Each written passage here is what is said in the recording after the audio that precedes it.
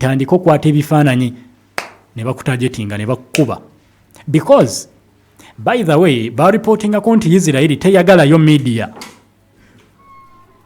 okusinzira ku atrocities ne damage ekuzingiddwa e Gaza. Media is a threat ku bulumbaganyi bw'eggwanga erya Israeli bwegenze maaso n'okulabika nti munnange ekola. Era censorship ebaddewo ennene mu luwannando lw'e Gaza ey'amawulire gye bagezezzaako okubeera nti bakola, ate ewadde ekyanya amawulire amatuufu abantu okutandika okugajja ku TikTok accounts ez'enjawulo ebipostingibwa okuva e Gaza. In fact kino naawe onjulira awulirize kule eri omuntu wa bulijja gwe ali mu ggwanga erya Uganda nti waliwo byolaba ku status y'omuntu n'ogamba what? Kino nga ku mawulire saakiraba, kino nga bwe nali ndaba omukutu ogwa Al Jazeera saasobola kukiraba, kino nga bwe nali ndaba omukutu ogwa BBC saakiraba, nga bwe nali ndaba omukutu ogwa CNN saabiraba.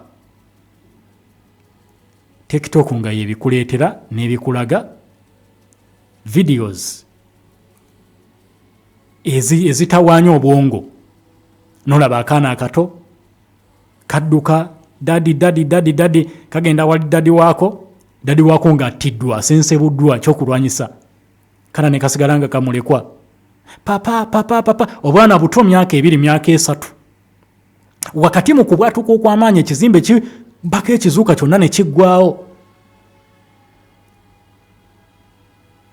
Era population esinze okufa ennene e Gaza, population eyo y'abakazi n'abaana bato. Nti bwe babala death toll ey'olutalo lunanga bwe lukyatambudde, abasinze okufa abangi ennamba esinze okubeera ennene baana n'abakyala. Of course ekyo tekiwa credit muntu yenna alwana lutalo, kati ng'eggwanga erya Israeli tekimuwa credit n'emu, because omukyala n'omwana bo bali ku level ate endala. Bwe tuba twogera ku human rights, kulumba omukyala agenda kukola ki? Banafu nnyo n'abaana abato. Kati ye nnamba esinza okulabika nti ettibwa. Era bwe bamala okulipotinga ennamba efudde mu Isirairi ne babala ennamba efudde Gaza, nga bamala bakulaga omuwendo gw'abaana abafudde n'omuwendo gw'abakyala abafudde n'omuwendo gw'abantu bonna awamu. Era n'agenda okutunuulira ng'abakyala n'abaana bye basinze okufa, kubanga ebiseera ebisinga bano tebabeera aweeya ku lutalo, ne munnange be bafiiriddemu nga bannaalumanya ne basaalumanya bagenda maaso n'okulabika nti munnange bakubwa. Kakati byo byonna nga bikyali awo. Isirairi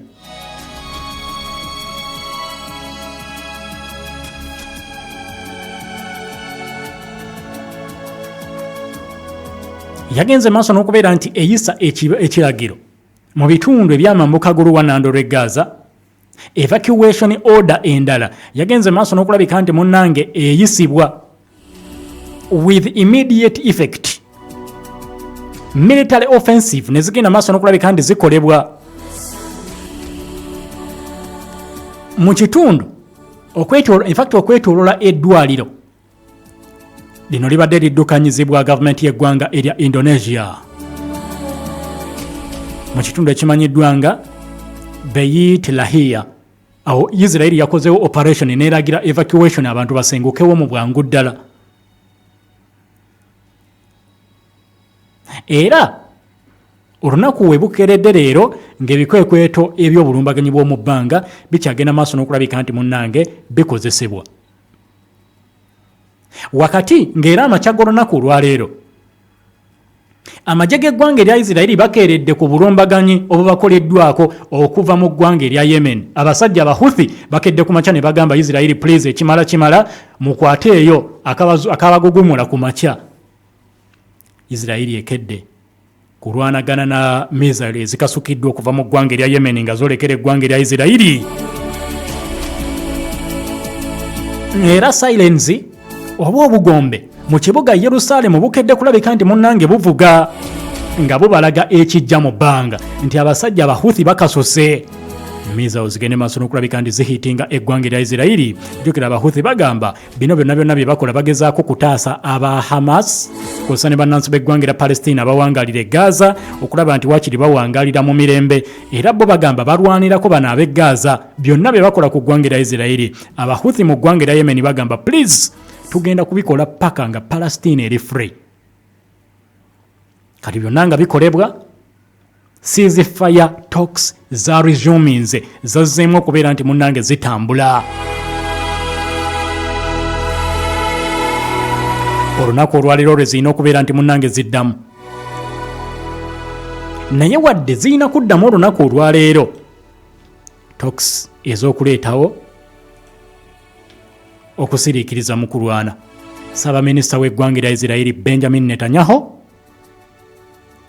avuddeyo n'ategeeza nga bwe yawadde ebbeetu delegation okuva mu kibinja kya Isirairi ekikesi ekimanyiddwa nga Mossad Intelligence Agency, yabawadde ebbeetu Mossad ng'ekolaganidde wamu n'ekibinja ekimanyiddwa nga Shin Bet Internal Security Agency ky'abasajja ba Isirairi, kw'ossa n'amagye oba bannamagye b'eggwanga erya Isirairi be bagenda okukiikirira eggwanga lya Isirairi ekkata mu kibuga Doha okuteesa. Kuno teyayungudde ba government officials, agamba yaba authorizinze bagende ekkata ng'asindise ba Mossad, asindise Shin Bet Internal Security Agency kw'ossa ne ba military officials ab'eggwanga erya Isirairi bagende bakontinuwinge oba bagende maaso n'enteeseganya ekkata ku nsonga z'eggwanga erya Palestina.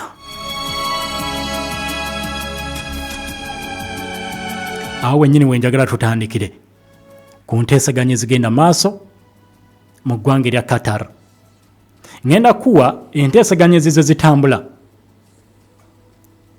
Tujjukira bulungi nti ekyazza enteekateeka ez'okutondawo ceasefire oba okusiriikiriza mu kulwana mu ggwanga erya Palestine mu lwanando lw'e Gaza kyali Isirairi kubeera nti yali teyina will eya negotiations zino ng'eyambibwako Abamerika nga batondawo embeera enzibu. Joe Biden omukulembeze w'eggwanga erya Amerika kw'ossa ne Benjamin Netanyahu omukulembeze w'eggwanga erya Isirairi nga batondawo conditions eziremesa ceasefire talks zino okugenda maaso. Ekyaziddiza ddala emabega kwali kuttibwa kwa Ismail Haniyeh eyali akulembeddemu enteeseganya ezo, era bwe yafa ba analisiti bonna baanenya ekikoleddwa ne bagamba naawo ceasefire bw'ebanga ebadde eri mu koona ng'enaatera okutuuka kati ezzeeyo ku first stage okuddamu okuteeseganya. Abasajja abalala ne battibwa gamba nga Yahya Sinwar ne bagenda maaso n'okulabika nti baggyibwawo. Ebyo byonna nga bizza enteeseganya emabega, kati zizzeemu ziresuminze olwaleero, but newankubadde ziresuminze zigenda maaso era obulumbaganyi bukyakolebwa e Gaza. Ezaleero tuzisuubiremu ki ze bagendamu olunaku olwaleero. Awo wennyini wenkomawo tutandikire wennyini ku sayidi ey'oluwanando lw'e Gaza n'eggwanga erya Isirairi. Ensonga ezo tuzimalirize, era mu ngeri y'emu wenkomawo tugenda tunuulira Russia loosi gyekoze okusinziira ku ggwanga erya Ukraine. Bagamba Abarussia bakoze loosi nnene mu lutalo olw'eggwanga erya Ukraine n'eggwanga erya Russia. Loosi ki Russia gyekoze gy'oteeka okulabika nti otegeera olunaku olwaleero.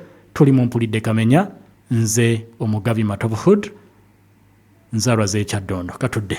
Omuntu ng'alabye n'amasomero agakonya abaana olugwa ebibuuzo nti ate tetwamalayo sirabaasi, omuntu awunya atya ebintu ebyo? Totawaana Ibn Hamis Senior Secondary School Matugga Kigogwa aleese enkola ya e-learning nga wana abaana basomesebwa abakugu okuva mu mawanga ag'ebweru nga Egypt, India, Saudi Arabia nga bayita ku mukuto gwa internet. Omwana asoma alabako nga bw'afuna n'okunnyonnyola okulungi. Basomesa secular, Islamic theology n'okukwasa Qur'an ku ku mwoyo kye bayita ta'afiz ng'essira tulitadde nnyo ku masomo ga sciences. Balina buli kyetaagisa omwana okusoma obulungi. Bw'osomera ku Ibn Hamisi Senior Secondary School ofuna omukisa gw'okusomerako mu universities mu mawanga nga United Arab Emirates, Qatar, Kuwait ne Saudi Arabia. Ku bwereere tusangibwa Bombo Road Matugga Kigoogwa, mawuzi 14 zokka okuva e Kampala. Essimu 0702 16 16 78 oba 0702 41 18 65. Sawa zigenda kwera 10 ez'olweggulo. Time check ekuleeteddwa Kira